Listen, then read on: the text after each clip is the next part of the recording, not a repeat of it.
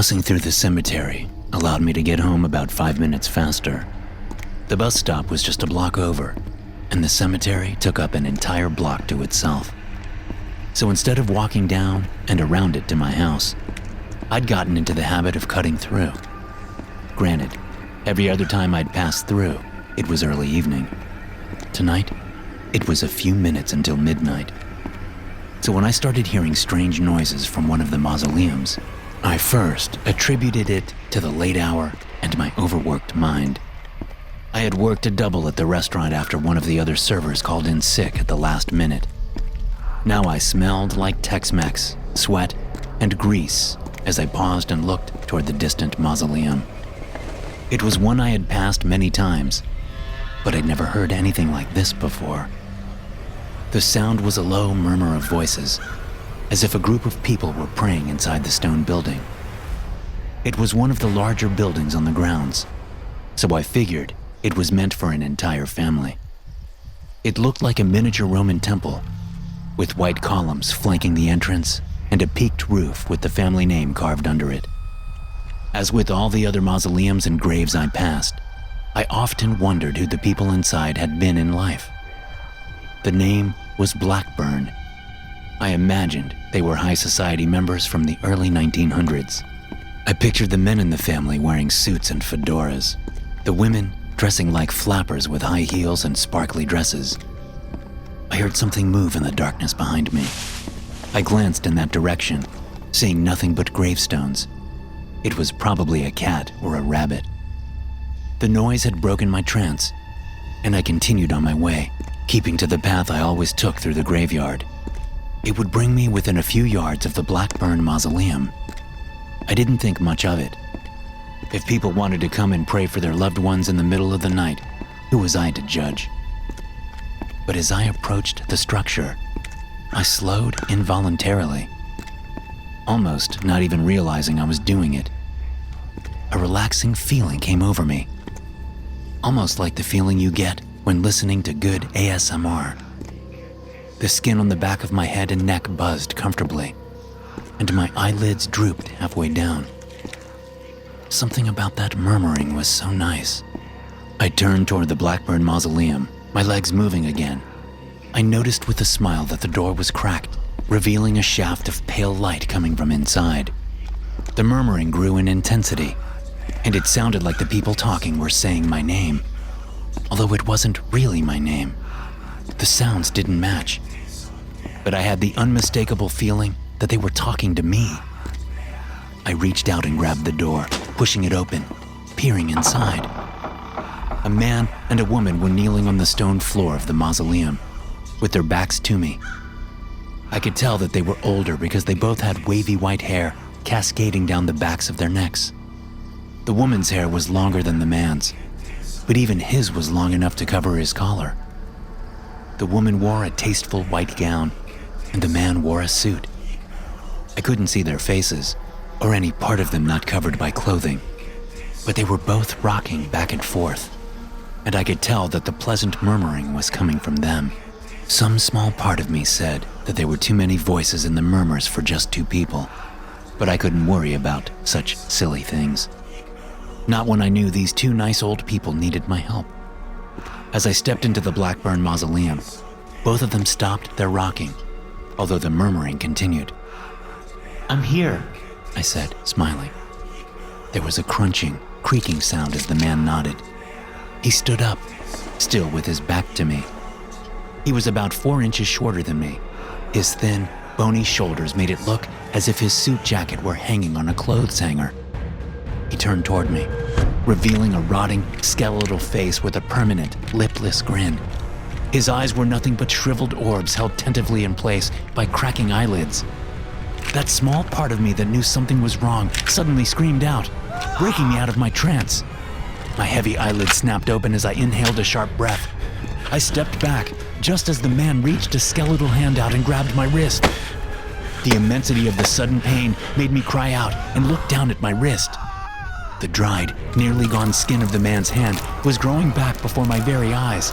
Muscles and veins appeared on his fingers in the back of his hand, while my own hand and wrist withered in a matter of moments.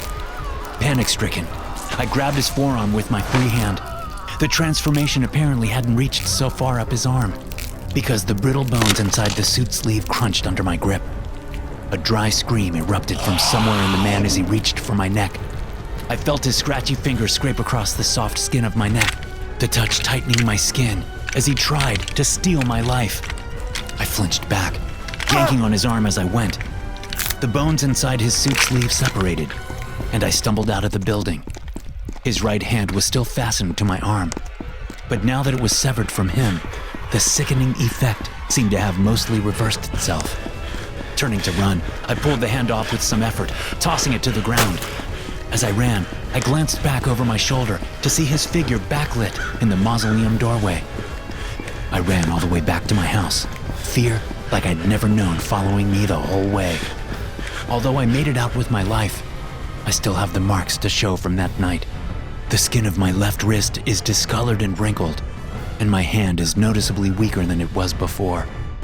And on my neck, 3 narrow, discolored marks remind me of where the fingers of his other hand touched me for no more than a moment. Needless to say, I no longer cut through the cemetery on my way home. Not at any time of day.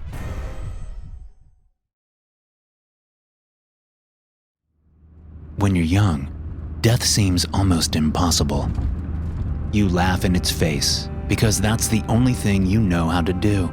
It's the only way the young can deal with the inevitable truth we all must face. The truth that, one day, will be nothing but a memory.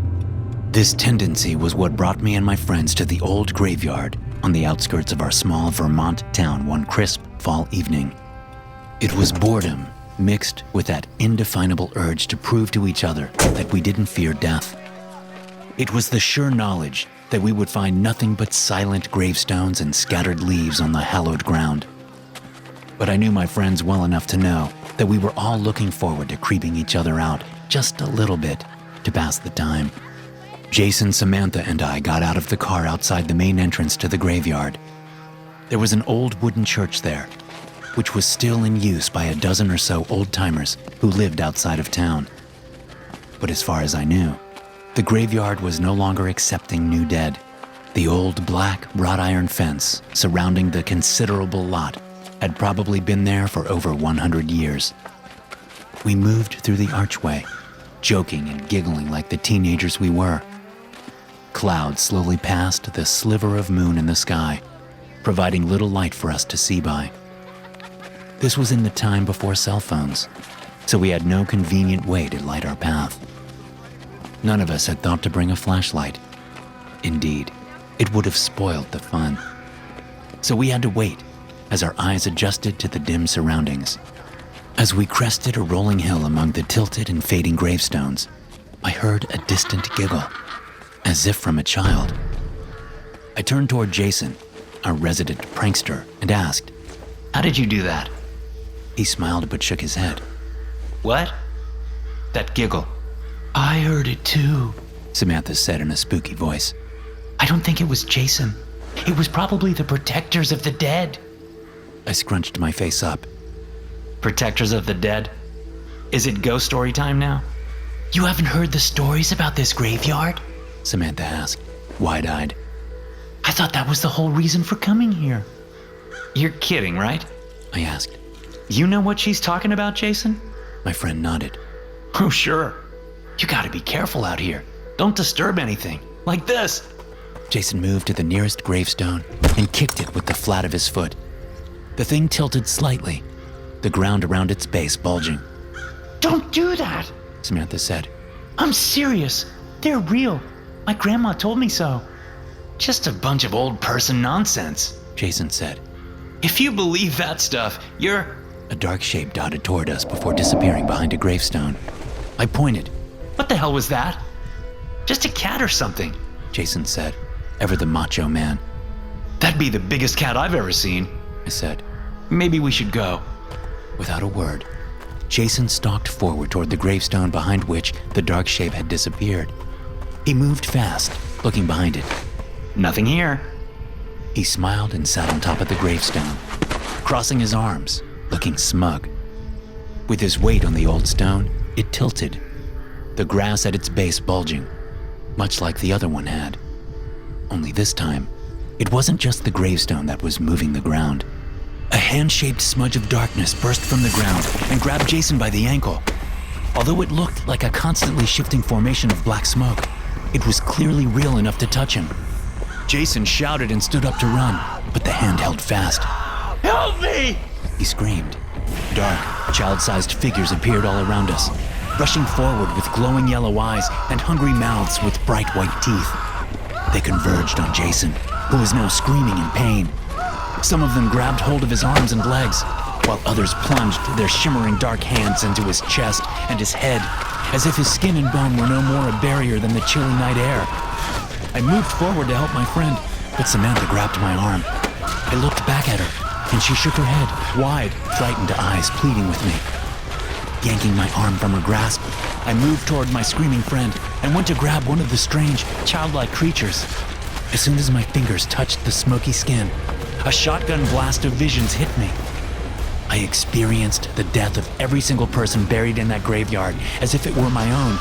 I found myself screaming in pain on a Civil War battlefield as a surgeon sawed my leg off just before darkness took me. I was an old woman, alone in my house, when a tremendous pain gripped me by the chest. My breathing suddenly stopped as I fell to the floor, gripped by panic for the final moments of my life. I was shot, stabbed, and trampled by horses. I died on a battlefield somewhere in Europe when poison gas rolled toward the American trench and I couldn't find my gas mask. I took my own life half a dozen times, and I died in my sleep a dozen more. I was riddled with disease and consumed by cancer. And once, as a black man, I was hung from a tree by a mob of white people for some imagined insult. And I could do nothing to stop any of it. Nothing at all. Just as I knew I could do nothing to stop my own eventual demise. The only deaths I did not experience were those of the children buried in the graveyard, because their spirits were otherwise occupied. They were the protectors of the dead. Gasping for air, I found myself on the ground in the graveyard. Samantha was trying to pull me up, to get me away from the furious assaults still happening to Jason mere feet away. Scrambling up, I ran away with Samantha, only Sloan to vomit along the way. Samantha drove to her grandmother's house, waking the old woman up and telling her what had happened. Take me there at once, the woman said, still in her nightgown. I was there for all this, but I was still reliving all those deaths I had experienced, the swirl of emotions inside overwhelming my adolescent mind. When we returned to the graveyard, Samantha and her grandmother found Jason wandering among the gravestones with a blank look on his face. Jason never was the same after that. The doctors couldn't figure out what had happened, and Samantha's grandmother told us not to tell what we'd seen. She said we'd be social outcasts if we told the truth. So we did as she said. Jason eventually came around after many years. He was able to get a job and support himself, but he always had that blank look in his eyes, and he barely said a word to anyone unless he had to. If I experienced what I did from only touching one of those things, I can't imagine what Jason went through. As for me, I still dream about all those deaths I experienced. But for all the fear and terror and dread, I think it's made me a better man. Because I know there's no stopping death. I've seen what it's like. I felt its icy grip on my heart. But a funny thing happened many years after that night.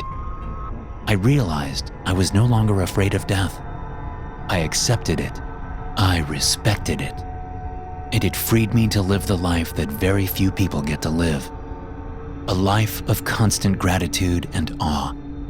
A life I know will most likely come to an unpleasant end. And that's okay.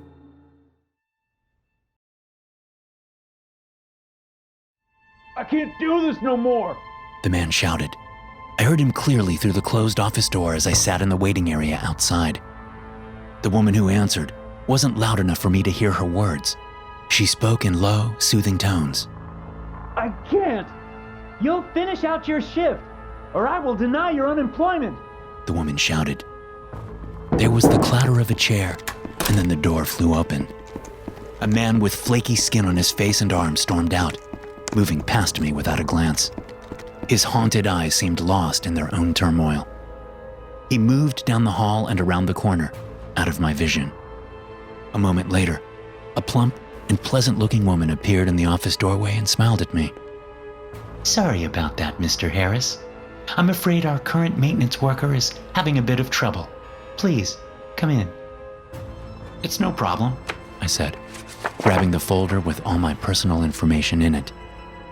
I spent the next 2 hours filling out paperwork and letting Mrs. Cooper copy my license and social security card and all the other legally required stuff for employment.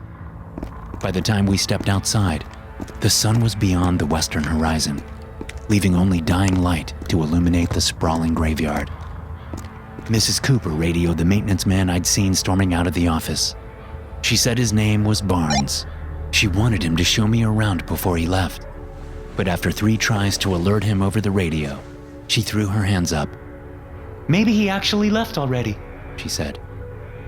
If you don't mind me asking, what's wrong with him? Mrs. Cooper flapped a hand. Oh, he says he's been having nightmares about dead people. He's only been working here for 2 years, but for the last few months, he's been struggling. I'm sure you saw his skin. Well, that's new too. Apparently, his doctor says it's stress-related.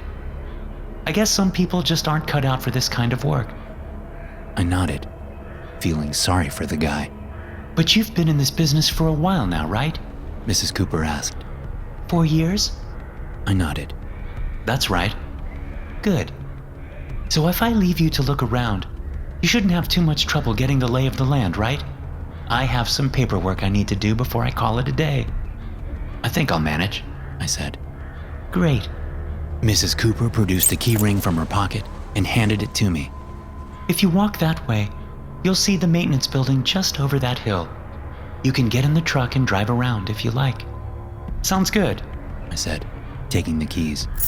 We parted ways, Mrs. Cooper going back inside and me heading the way she pointed.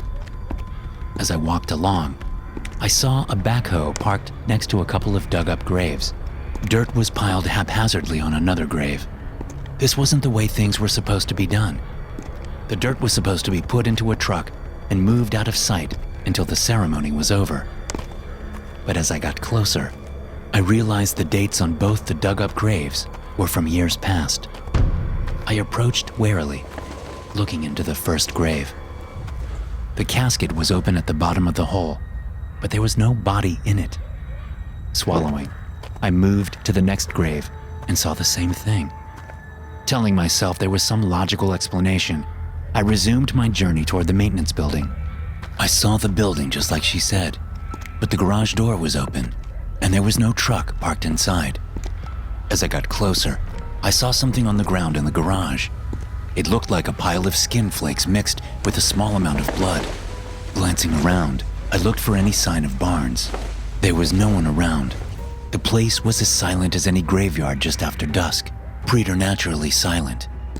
I moved through the maintenance building, noting the location of tools and bags of grass seeds and maintenance schedules. There was one empty slot on the tool wall. I didn't know what had been there, but I knew from the empty space it was a tool with a long handle, maybe an axe or a pickaxe. I stared at that empty space for a long time, a bad feeling humming through me. Finally, I headed back to the admin building to tell Mrs. Cooper I was done looking around, at least until I could find the truck. But as I came over the low hill and brought the building into view, I saw the maintenance truck parked in front of the building. Its headlights were on and the driver's door was open. From behind the vehicle, I could see that someone was sitting in the passenger seat. I wondered if it was Barnes, waiting for me to come back so he could show me the grounds. Picking up the pace, I moved up the driver's side and glanced in, freezing as I saw the decomposing corpse sitting in the passenger seat. Its dark eye sockets stared accusingly at me. Then I saw the blood on the steering wheel and the door handle. Without thinking clearly, I ran into the building and straight to Mrs. Cooper's office, coming to an abrupt stop in the doorway. Barnes was standing next to the desk, breathing heavily and holding a bloody pickaxe in his hands. The skin of his arms and face had been rubbed raw, Rivulets of blood streamed from the wounds, dripping here and there. There was blood splashed on the wall, and I could see Mrs. Cooper's feet sticking beyond the edge of the desk. The rest of her was obscured by the furniture. From the blood and the way those feet weren't moving, I had a feeling she was dead. Barnes turned toward me, his eyes fiery. He stalked over to me, pickaxe held before him. I found myself frozen with fear as the man came toward me. My legs would not move. My arms were stuck at my sides. My mind stuttered, failing me at the time when I needed it most. Barnes raised the pickaxe to strike me, and just before he swung it down, the words came out of my mouth, seemingly out of nowhere. You can go on home. I said in a voice that was impossibly calm. I'll take care of the burial. Barnes froze, pickaxe held aloft, confusion swarming his face. You're done, I said. I've got this. You don't have to do it anymore. Barnes lowered the tool, the fire in his eyes dying down to glowing embers. He stepped forward and handed me the pickaxe. Then he nodded once and walked past me. I watched him turn the corner and lost him from sight. The police later found him at home, watching television. One of the officers later told me that he looked through the window and saw Barnes.